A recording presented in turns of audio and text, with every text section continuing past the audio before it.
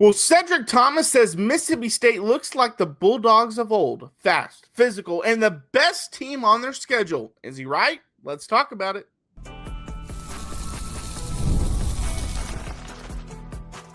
You are Locked On Mississippi State, your daily podcast on the Mississippi State Bulldogs, part of the Locked On Podcast Network, your team every day. Well, thanks for making Locked On Mississippi State your first listen every single day, part of the Locked On Podcast Network, your team every day. Today's episode is brought to you by FanDuel. Football season is around the corner. Visit the FanDuel app today and start planning your futures bet now. My name is Jaron Spor. I'm a national college football writer at Athlon Sports. That's Landon McBride. We've got a lot to talk to you about today. One of our very own Locked On hosts, Locked On Gamecocks, the South Carolina channel, Chris Marler, he put out his SEC quarterback rankings. Where does Blake Shapen rank on that list? We'll talk about that. And, of course, on Thursdays, we give our upset of the week. And if you've been following along, whoever we pick to be upset will likely win this week. So there you go. The first week there were two blowouts. Last week we got a little bit closer. Well, mine was closer early in the fourth. Then Illinois got Duke out. Yeah. Once Duke turned it over for the fifth time, and the crazy thing is it was like a 3-point game when they turned it over for their fourth or fifth time. I was like, yeah, it's probably not their day. So, but we have to get into Cedric Thomas. He's the coach of Alcorn State. There you go, people. They keep criticizing us for saying Alcorn State, and it's pronounced Alcorn State of the FCS. Just want to point that out. They're of the FCS, so that's why we don't pronounce their name all the time. But anyways, Alcorn State head coach Cedric Thomas, he did his interview. He was asked what he kind of sees from Mississippi State so far. He said they are a really good football team. They are by far the best team that we will see on our schedule. They are so much better. You are starting to see the Mississippi State of old. He said, my best friend, Rod Gibson, played there. He is actually in recruiting. Just talked to him last night, just looking at that culture growing up when he played. It looks like that. They're going to run the football with multiple backs. They're going to take shots with speed that's out there on the edge. They got some guys that look like some of those guys of old. We've got our hands full with that roster and just being sound. So we've done back-to-back shows where people have called Mississippi State back. Yeah, and he's going even farther back, I guess, like back to the old days where just ground and pound, because all he talked about was the running backs. And like we've talked about it. That does need to be the identity of this team. Yeah. And they kind of got away from it last week. It worked, though. But I would expect to see a lot of that. And I really enjoyed all of the quotes I read from him. He seems to be like, I don't know much about him outside of this interview and 5 minutes of research, but he seems to be like the kind of coach I would really enjoy interviewing back when I used to do that, or, playing for, because he seems to demand a lot from his players, but also be realistic about what the outcome will be. And this was a fun interview to read. And hey, if we're back, we're back. And that just means taking care of business this week. But it's going to be a fun game to watch. And he talked about the speed too. And he said that 0 and 3, boy, I'm telling you, you will probably see us outside the stadium trying to guard those guys, which is hilarious. Yeah, he had some great quotes about that kind of stuff. I will say, just reading that first quote that I just read, it almost sounded like he was mesmerized by watching them play. Yeah, which is also a funny thing. And again, it's FCS team moving up to play an SEC team. But, this was an SEC team that went 2-10 a year ago. We think they're a better team, possibly a bowl team this year, but we're not thinking that they're like a national title contender or anything like that at this point. And so it's just funny to hear him talk almost like in awe of how good Mississippi State is that he's seen on tape, obviously. Yeah, that was really – it was fun to listen to someone look at the team like that, because, he's obviously aware of this team, very aware of it, but that just means like he's seeing it kind of with fresh eyes. He's so focused on his team and the team that they've been playing the first 2 weeks that he hasn't been watching what's happened with Mississippi State over the summer and into this. So he watched this and saw a team that's a good team, the team we saw last week, the one that we weren't sure was going to show up. He saw that. Yeah, for sure. And another quote that he talked about that I really like this quote, and if I was a player for him, I would really like this quote. He said they asked him kind of his feelings heading into the game. He said he's excited. He told the coaches and the guys, not only do we get a chance to put a product out there that all the coaches in the SEC are going to see, but our players that have a chance from an NFL standpoint, they got a chance to put things on display. Last year, this time, we were going to Vanderbilt and UAB saying, snap it with 1 second on the clock and let's get out of Dodge. This year will be the complete opposite. We're going to go play. We're going to score and see good products in all 3 phases. He said a lot more things than that. That is something, again, if I'm a player, I love to hear that because I take that as a coach that's saying like, hey, I understand that we do want to win and we want to put and I'm not saying that he doesn't want to win, but he also understands that the way he was playing last year wasn't the best for his players in terms of this is their chance to put on some really good tape and really good film for NFL scouts to enter the transfer portal and go to a program. And if you're snapping it with 1 second, you're limiting their opportunities and you're probably losing the game anyways. So it's like you're going to probably lose either way, but at least if you go for it and run the scheme that you always run and just play your game, now they can get showcased. And it seems like a coach that he understands the climate of college football in terms of, again, the transfer portal is a real thing. And he understands, well, he wants to keep everyone. Yeah. If his players have a chance to go to the FBS, they need to go to the FBS. And he understands that. And so that screams to me like a coach that's like, I need to put my players first. And at the end of the day, maybe we win the game anyways. Yeah. Even if we don't win, at least they are able to showcase their abilities. Yeah, later in that same quote, he's like, we feel like we have some guys who have the opportunity to go out and be seen, and what better opportunity to do that than against one of the better teams, but in a great conference. Mm-hmm. I mean, it's really true because, unless you're an NFL draft nerd, you're not really sitting there seeing some of the HBCU guys going in like the 4th, right, 5th, 6th, 7th round all the time.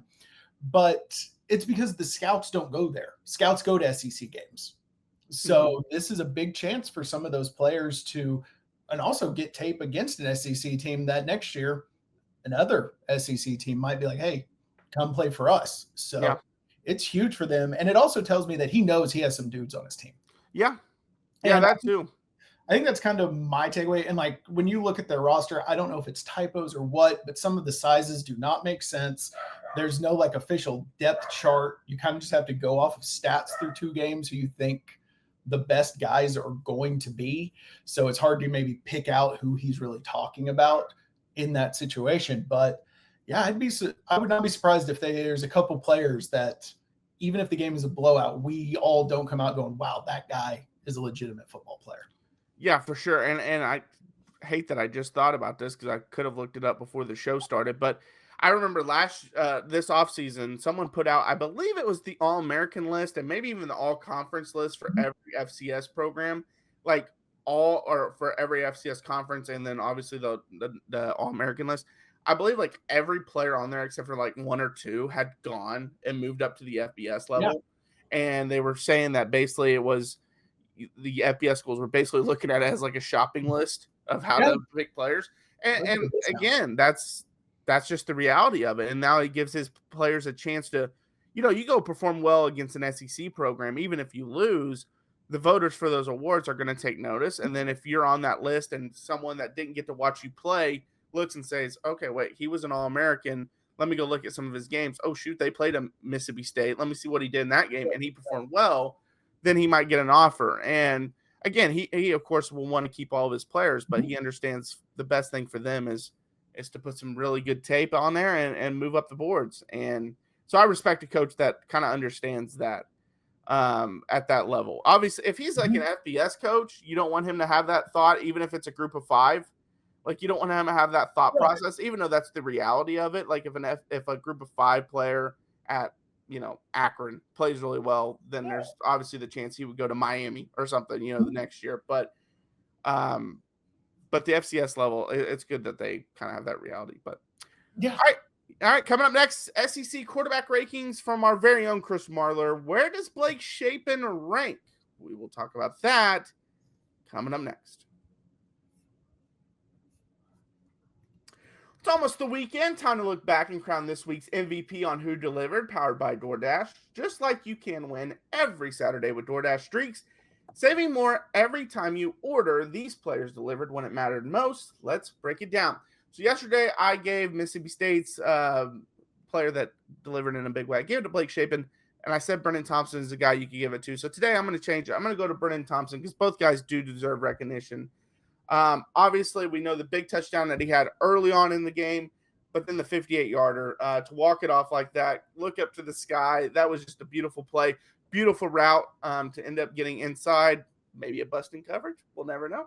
But ultimately, great play by him to make a big catch and, seal the game because he's when the pressure was on, he's come through. No hesitation, no delay. And if you've been watching week after week, his performance really hasn't been a fluke to start the season. He's been very consistent, something that we heard all offseason, and he's proven it. And just like Brenen Thompson delivered for Mississippi State, DoorDash delivers your Saturdays with DoorDash Streaks. You save every Saturday you order, stack it up all season, and you could save up to $250, including $100 in DoorDash credits. Order this Saturday. Keep the streak alive. Fuel your game day only with DoorDash. Terms apply. Promo code through November 18th. All right, well, thanks for making Locked On Mississippi State your first listen every single day, part of Locked On Podcast Network, your team every day. All right, so like I mentioned, Chris Marler, who does a great job at Locked On Gamecocks, he's put out his quarterback power rankings for the SEC. First off, let's just go with Blake Shapen, and then we can kind of go throughout the list. But he has Blake Shapen number 9 on the rankings, so about middle of the pack. He has him ahead of Ty Simpson at Alabama, Joey Aguilar at Tennessee, Gunnar Stockton at Georgia, DJ Lagway at Florida, Arch Manning at Texas, Austin Simmons at Ole Miss, and Zach Calzada at Kentucky. I made the joke that Zach Calzada, even being last, was probably too high. Yeah, he's definitely the 17th best quarterback in there. He might be worse than all the team's backups, so, or at least playing worse. Yeah. It's kind of what we've expected. It's what we've said about Shapen from the beginning. He is a good to very good kind of middle of the road quarterback, and him being pretty much right in the middle. I mean, that's kind of what we expected. It's nothing shocking. He didn't play great in the first week. Didn't really play much in the second half of the first week, or after the second half of the third quarter through the fourth. But then had a good first quarter and a great throw in the fourth quarter of that week. So, I mean, middle of the pack. It's pretty good. Yeah, and most of these rankings before the season, he was last or second to last, and we're like, hey, he's better than Zach Calzada. Anytime he was ranked last, but we didn't disagree with the rankings because you had to see him healthy. Yeah. I mean, the thing is, we thought he could be a middle of the pack SEC quarterback, kind of at his best. We felt like that's what he would be, but it just depended on if he could stay healthy and the season that he could end up putting together. And obviously he's had a decently strong start to the season, especially with the Arizona State win. I thought Joey Aguilar was actually being below him was actually kind of ridiculous. He should have been above him. But I also thought guys like, Jackson Arnold or even Marcel Reed, you could put below him. So I think kind of in that area is where he should be. The one I disagree with the most is Taylor Green at number 1 from Arkansas. Okay. I honestly until I saw this ranking, I was like, oh, Taylor Green's going to be in the middle because that's just what he's been. And then I saw that. So I have not watched Arkansas at all. And hey, he's putting up the stats so far. I mean, he's playing well. He's lighting it up. He's played Alabama, A&M, and Arkansas State. Yeah. So, I mean, I think that probably should factor in. I mean, this is just a power rankings. This is not us saying who's the best quarterback, so I get why he's won. Yeah. I'd probably go Nussmeier or Mateer just because they have the big win, both of them. Yeah. I'd go with one of them. However you want to put it, that's who I'd go with. Yeah, and I think, honestly, those two are the two best quarterbacks in the SEC, too. Just if you were making me rank who the best are, it'd probably be those two. And then, and Lenore Sellers is a freak. Him being number 7 is a little shocking just because he just hasn't played great, but I do agree with you because his ceiling is so high and you think he's going to at least turn it around. I mean, he just has 337 yards, 2 touchdowns, 60.5% completion, and only has 48 yards rushing and 1 touchdown. Like, he hasn't played great. He's not doing much right now, so him being there is just an interesting. I'd probably put Diego at 3, honestly. Yeah. Because Diego played better against Virginia Tech than Sellers did. And Diego's, I believe, was on the road, whereas Sellers was the neutral side. I think so. And then, obviously, Bo, and I have no idea how to say his last name, Perbula, I don't know. He's played awesome. Everything I've seen from him, he has been great. He is far better than I expected him to be, especially out of the gate. So that Missouri team is just looking better and better with him playing like that. Yeah, and at first glance, when you see Arch and you see Austin Simmons towards the bottom, you're like, whoa. But, Simmons has thrown, 2 picks in both games? So 4 picks. Simmons is real bad. He hasn't played great. And then Arch obviously had the terrible game against Ohio State. He kind of started slow against San Jose State, but played well at the end. But it's kind of like, and I saw this a lot too. I saw a lot of people that were like, oh, all those Arch haters, where are you now after he played well? And it's like, guys, everyone that criticized Arch after that game against Ohio State said these next 3 games he's going to light it up. Mm-hmm. But then when he plays Florida and Oklahoma and he gets into that kind of stretch, let's see what he does. But now Florida loses, and so that one doesn't look as daunting. It's still on the road. I believe it's at the Swamp, or is that one at home? I can't remember where they play that one at. I think it's at the Swamp.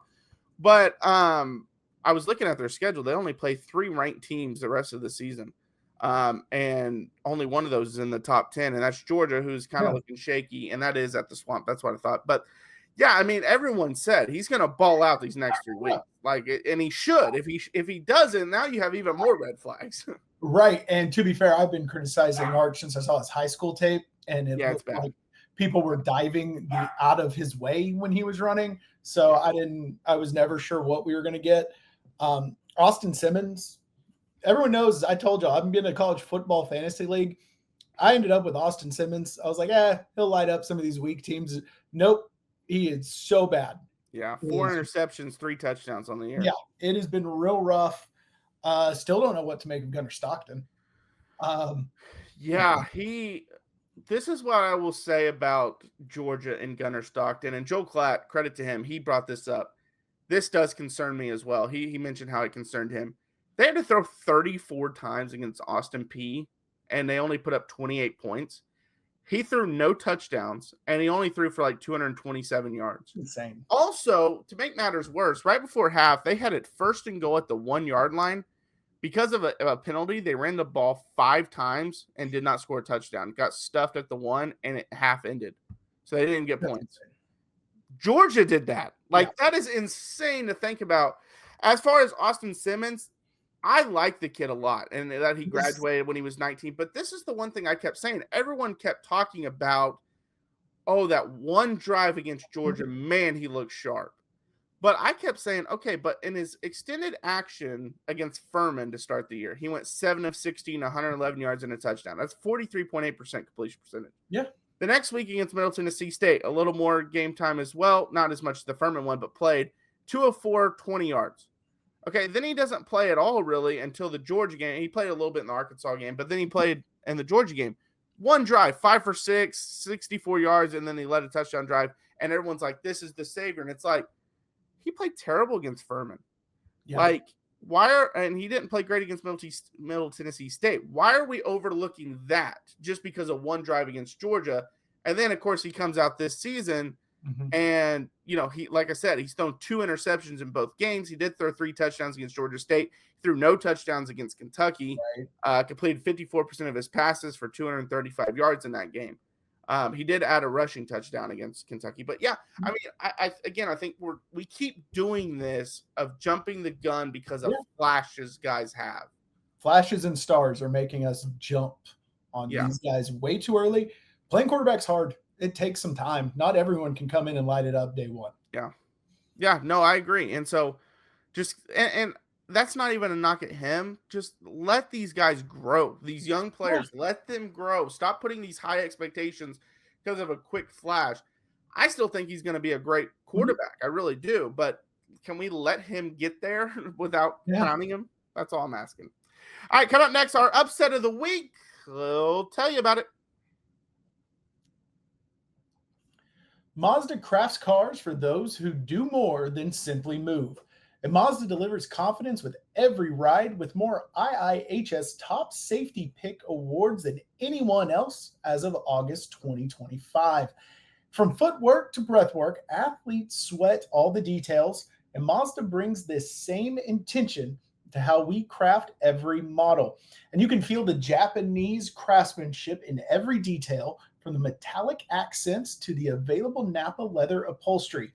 And like our players, we sweat every detail, because when you make every move count, impossible becomes irrelevant. Mazda, move and be moved.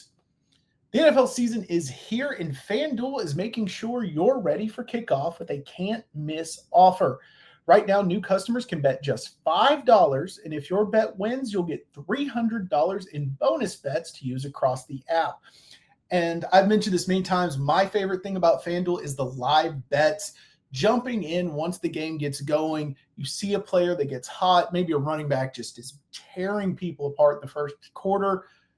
Jump in there, find that line, get in on that, or defense dominating a quarterback, jump in, find that live line. And that is my favorite thing about FanDuel. And it's quick, easy, and the best way to add a little more energy to Sundays.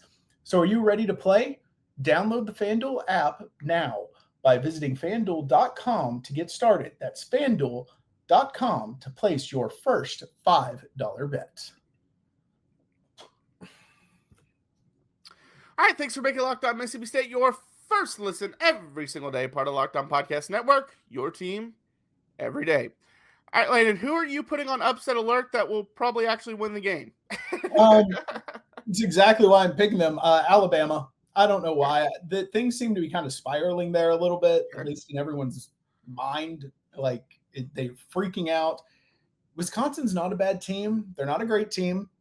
They're a perfectly fine team. So, I mean, I think there's a chance, but because I've said this, Bama's going to win by 4 touchdowns now. So You're welcome. You're getting back on track. You're Bama. welcome. I should have clarified with you before we started this. So I'm going to ask you now, because I have 2 picks based off of your answer. Are we saying upset in terms of the other team just covers, or do they have to outright win the game? I've kind of been going with win the game, okay, because now I feel like if you pick someone who has like a 30-point spread and they cover that, lose kind of close, I call that a win for us. But okay, so my outright win, I have Colorado beating Houston. Houston's a 4.5-point favorite. I know it's at home. I know I talked about, I believe it was on Wednesday's episode, that I think Houston's on the right track and they're a little better, but they're still not there yet. I think Colorado's the better team. Now they have a crazy quarterback situation. Ryan Staub, who wasn't even talked about in the offseason, looked like the best quarterback when he played last week. So we'll see what ends up happening. That is my upset pick to outright win the game. The one I was considering, if we were just going off of point spread, I was going South Florida over Miami, because Miami's favored by 17.5. Dude, I think that's ridiculous. I almost picked South Florida to win outright. I'm going to be honest. I think there's something cooking there. I don't know what it is. I don't know when the wheels fall off. They're not running the table, but there's something going on there right now. The only reason why I can't pick them outright is because they've played so well these first 2. It's like they got to go down. Something's going to But I think they're going to play well, and I think they'll keep it within the 17. And if this game's close, it's not going to surprise me. Yeah. Now, I did see this. This is a good point. And I've talked about this on our Twitter about how I have an issue with the AP voting system, because I think there's a lot of inconsistency when it goes along with it. They take last year in account when they really shouldn't. They take big brands in account when they really shouldn't. One AP voter moved Florida up 2 spots after losing last week. Makes sense. It's there's just a lot of stuff I have issues with. If South Florida wins this game over Miami, why shouldn't they be number 1 in the country? I don't know if they should be number 1, but they should at least be top 10. But I mean, if we go off just this year and what you do this year, that's 3 top 25 wins to start the season. Off this year, Boise's not very good, so you kind of have maybe. I mean, didn't they bounce back and win? I thought they bounced back and won. I think they won, but I mean, I don't think it was anything that I was. And there's still a lot of people that believe in Florida, obviously. Now Boise State, they're not ranked. Yeah, they won 51-14, so they smashed the next week. But that's 3 teams that coming into the season, the AP voters at least were very high on. And then Miami's number 5 in the country right now. Right. So if South Florida pulled that off and you have 3 wins over 3 teams that they've had ranked at 1.1 in the top 5, who's got a better resume than them? I mean, you can make and just to be clear, they're not going to be number 1. I mean, the argument Ohio State should still be ahead of them because they were a top 5 team that beat the team who was. And if you argued, they were defending champs, I get that too. So, I mean, I could say that. But yeah, outside of Ohio State, I don't know if there is anyone that you could even argue should be ahead of them. I just don't know a team that would have a better resume. Not at this point. And it would almost be like, this would be kind of my thought on that would be, would a group of 5 team ever be top 25? I mean, be top the number 1 team. Because the reason why I was like, wasn't South Florida number 1 like in 2013 or something like, or 2000? I think they got as high as 2, maybe. Yeah, they got as high as number 2 in 2007. Oh yeah, and Boston College was number 1. That was a weird week. Yeah. But the reason why I bring that up is because in their non-conference, they're facing 3 ranked teams, and then they have 1 FCS opponent, and then they obviously have their conference slate of the American, which isn't going to be great ever. Right. So if they can't get to number 1 off of 3 ranked wins to start the season, I doubt they're going to move up to number 1 if they just win their conference slate, because the conference isn't thought of that highly. So I don't know if they could ever get to number 1, honestly. Probably not anymore. Maybe if, they do it, kind of what UCF did a few years ago. Obviously, they didn't make it to number 1, but run the table 1 year and then start the next year with more ranked wins. Then maybe you have a shot, but not coming out of nowhere. The weird thing, and I'm looking at that season that they got all the way to number 2, they finished the year 9-4. They actually lost. They got ranked number 2, and then they lost 3 straight to Rutgers, Connecticut, and Cincinnati. So didn't end well for them. It was a weird year. I still remember it. I don't know why. That was that the year that we had 2 teams with 2 losses in the national championship? I believe so. Yeah, it was a weird year. All right, well, it's another big moment on Locked On. College football fans, Locked On and Fire TV present College Football Kickoff, your ultimate college football weekly preview. Drake Toll of Locked On Big 12 leads the conversation alongside 2-time AP Coach of the Year Gary Patterson, former college star Jesse Holley, and Locked On's local experts, a college football preview only Locked On can do. Catch College Football Kickoff every Thursday throughout the season, only on Fire TV. My name is Jaron. Check out my work over at Athlon Sports. That's Landon. Follow us, Locked On Mississippi State. We're on YouTube, Instagram, TikTok, and Twitter. We post daily videos Monday through Friday, so check those out. Tomorrow we got our preview. So our preview show that we do, we preview the offense of Alcorn State, and we preview the defense. I know, I almost said it again. And I know the school's in Mississippi too. That's the crazy thing. But and then obviously we'll have our defensive preview, and then we will give our prediction on the game. So don't miss that. So until next time, Hail State. Hail State.